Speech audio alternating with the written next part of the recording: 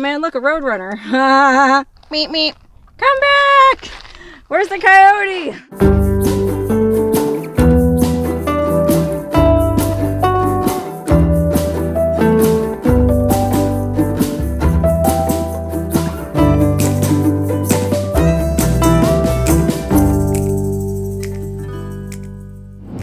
Hey, Wonderhussy here, barreling along a 2-lane lonely desert highway straight into the heart of Death Valley. Now that it's finally cool enough to get back out there, the very first place I decided to explore is one that's been on my list for a while, but it's a place that requires hiking.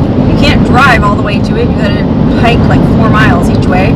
And well, whenever I plan a Death Valley adventure that includes hiking, there's only one person I turn to go on the adventure with me, and that's my friend Larry. He has his own YouTube channel, Eminence Front X5. Anyway, Larry is the first person I thought of when I was planning this adventure, and he was game, so I'm actually going out to meet Larry right now at his camp.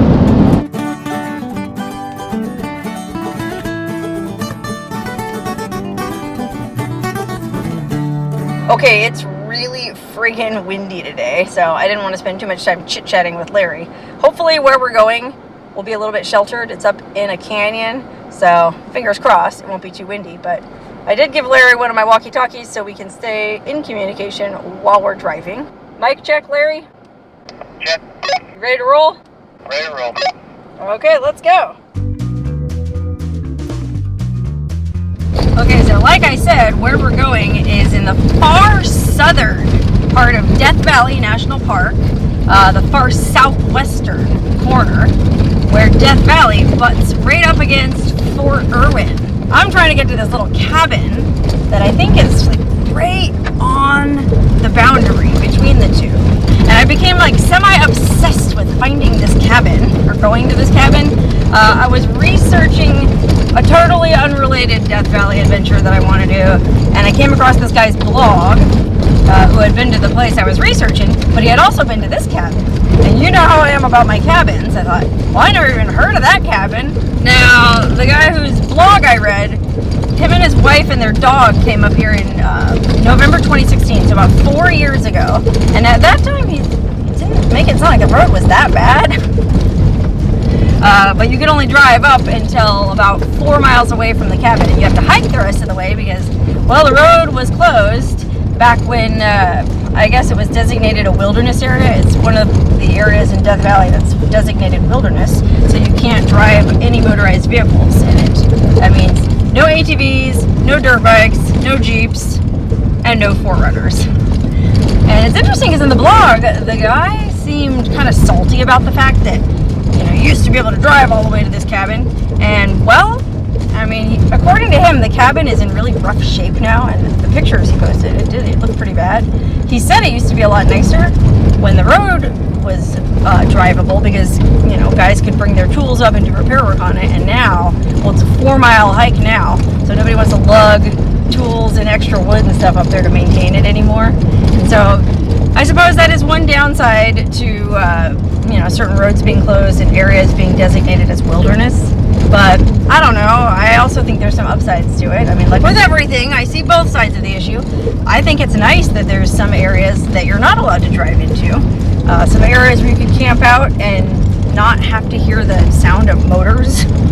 Uh-oh. Okay, well, you can see we've come right up against the boundary to Fort Irwin. Okay, and the guy's blog that I read, he did mention there was a point where we came to a fork in the road and we would take the right. So I'm guessing this is that point. Because we clearly can't go any farther this way. And there's some pretty fresh looking locks on these gates. And well, look at this sign. Danger! Visible and or invisible laser radiation. Avoid eye or skin exposure to direct or scattered radiation. Class 4 laser. Yikes. You can see there off to the left, there is a fence running. That's the boundary between Fort Irwin and Death Valley National Park. And you can even see some buildings over there. some shipping containers on the secret government base. I wonder if that's where they keep them lasers. Wow, look at this. This is a part of Death Valley that not many people get to see.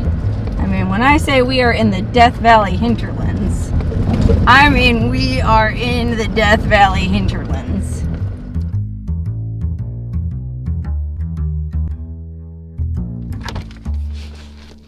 Wow, that took a lot longer than I thought.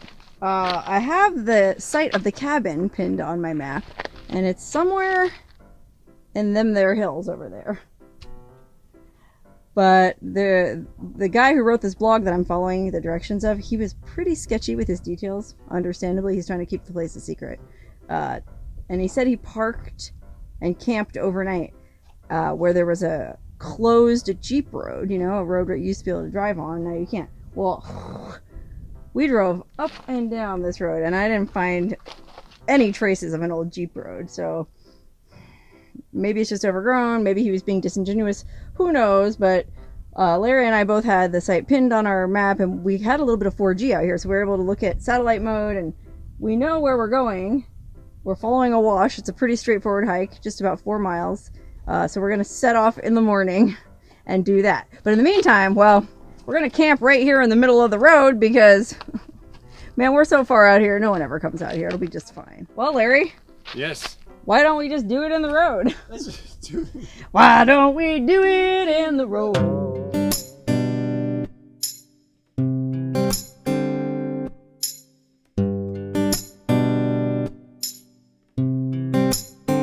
All right, fun's over. It's time to saddle up and get ready to find this cabin. There's our lonely little rigs waiting for us in the distance. And then this, I guess, is the wash that the guy called a closed Jeep road in his blog. You tell me, I don't see how this could have ever been a Jeep road.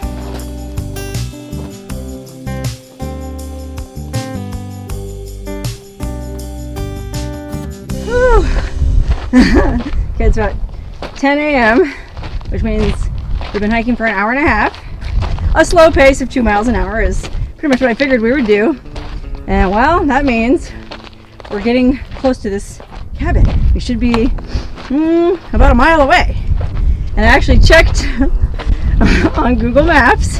I used my same old hokey method that I used in my video looking for that A12 crash memorial, where I'm just following my little blue GPS dot as I inch ever closer to the pin where the cabin is. And you can see we're actually getting real close to the boundary of, well, I'm not sure. Now that I think about it, I looked at my paper atlas and it showed that the Death Valley Park boundary doesn't actually quite meet the Fort Irwin China Lake boundary. There's actually a very thin strip of BLM land in between the two. So this cabin that we're going to might technically be on BLM land. So Google Maps doesn't show that strip.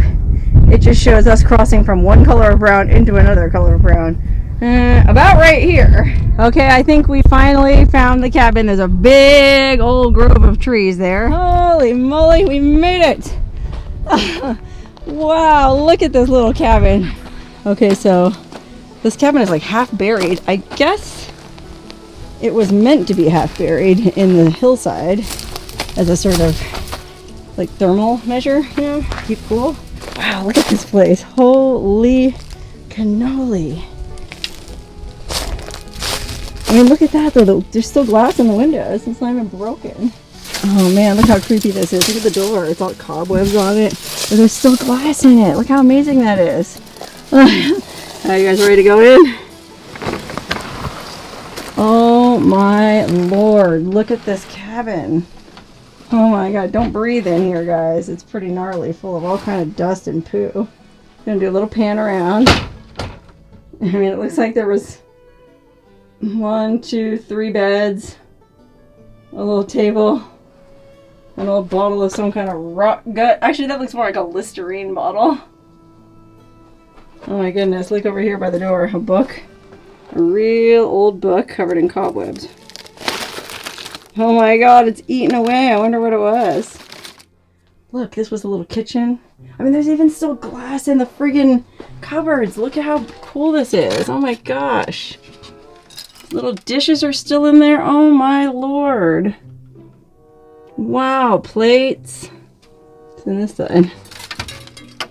Oh my gosh, look, there's camp fuel. Look, there's even that Primus camp fuel I couldn't find all summer long, huh? Well, I should have come up here. Holy moly, look. A coffee mug. Oh my god, everything's so dirty in here. Ugh. Like a can opener, forks, knives. Oh my gosh. Wow. Just blows my mind that this cabinetry is so, well, nice, you know? Oh, look. Somebody had some rum and some tequila up here. Yeah, everything's super filthy. But you can see what happened is the hillside was collapsing and coming through that, I guess that was the back door or a window. And that's why the whole thing is full of dirt. I mean, look at the kitchen sink. Yeah, that's why I can actually reach up and touch the ceiling, because the floor is about 3 feet higher than it's supposed to be. But you can see next to the kitchen, there's a stovepipe. That's where the stove would have been. Probably one of those really cool little wood-burning pot-bellied stoves. There's pots and pans. There was some supplies laid in here. Salt. Looks like some kind of pepper or something in there. Wow, a little coffee. Oh my god, what is this? Some super old-timey kitchen appliance of some sort. Ugh, everything is so dirty in here. I can't believe I'm touching anything. But yeah, you can even see there was like a bench. There's probably a kitchen table there. Like bench seating. Oh man, a little coffee pot. This is so evocative of the Old West. Oh god, there's a few more books in here. They're so crusty. Look at this. #1 bestseller.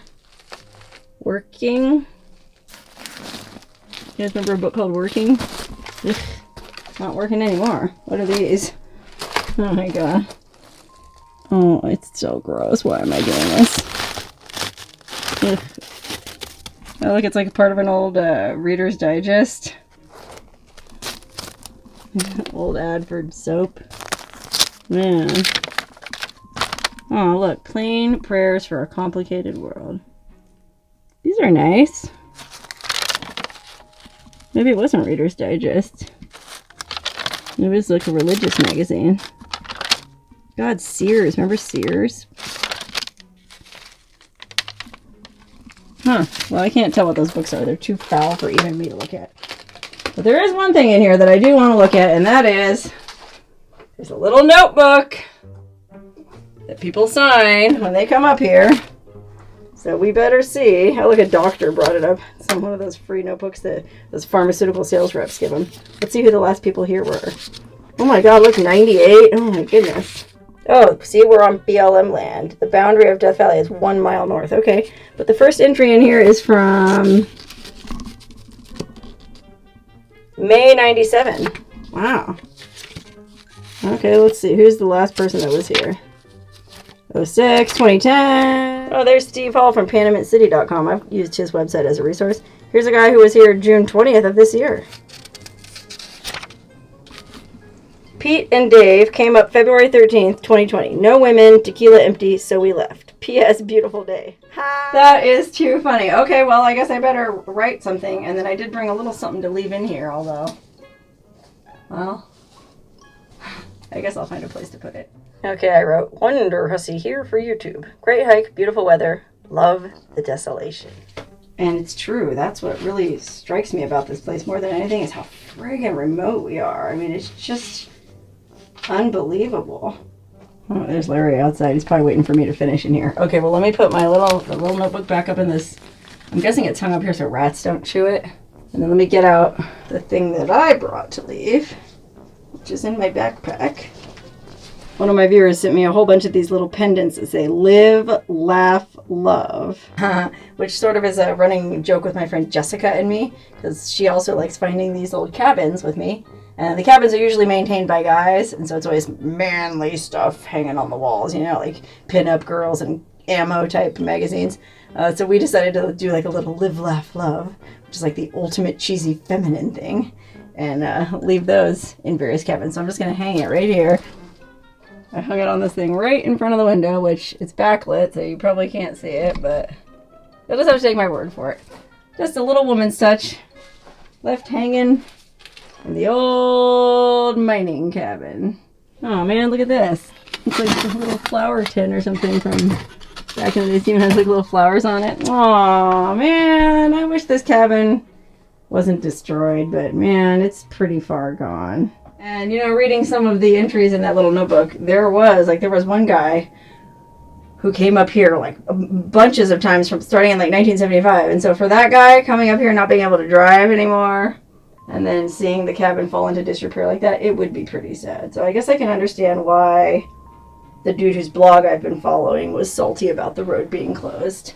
Oh wow, look at this. Look at that. Somebody named Wild Bill wrote his name here in 1977. Holy cow.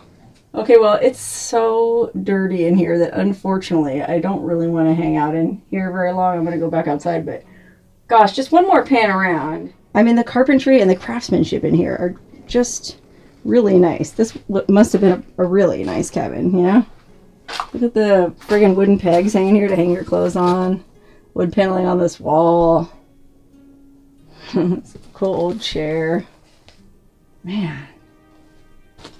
Real bummer. And then this was like a little table on wheels, little shelving thing. Oh man. Yeah, it looks like they tried to shore up that wall to stop more mud from falling in, and well, unfortunately, nothing stops the flow of mud. Okay, I gotta get out. I need fresh air. Okay, Larry's going in now to shoot for his channel. Indeed. Wish me luck. If you're not back out in an hour, I'll call the police. Oh, wait a minute.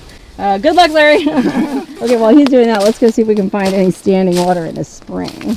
I mean, like, I'd love to be able to rinse my hands off. Ugh, this feels so gross. But I don't know, man. According to a lot of the logs in that logbook, it seemed like the spring has probably dried up, unfortunately.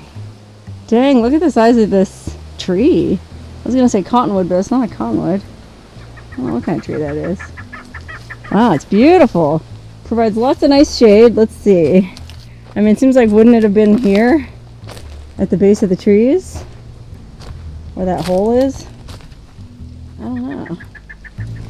Well, golly, yeah, I didn't see any evidence of a spring. That's too bad. I mean, you can tell there was one at one time, but it is gone now. Oh, wow, look. Maybe that's what it was. There's a bunch of bees. Yikes, don't want to get too close. I say as I get closer, but oh my god, there's a whole bunch of bees down there. There must be a beehive. Ooh, yikes. I'm stepping back very slowly because I do not want to arouse the wrath of a bunch of bees. Alright, well, Larry and I sat in the shade there under the trees, and Larry was kind enough to give me a wet wipe to clean my hands. Larry's always prepared. Anyways, we had a little bite, a little lunch, and now, well, gosh, it's not even 12:30, but might as well start hiking back down to the car. Stay tuned. I'm out here in Death Valley for 3 days with Larry, and we've got a bunch of other stuff on the docket. So stay tuned for the next installment of this trip. You never know where we'll end up next.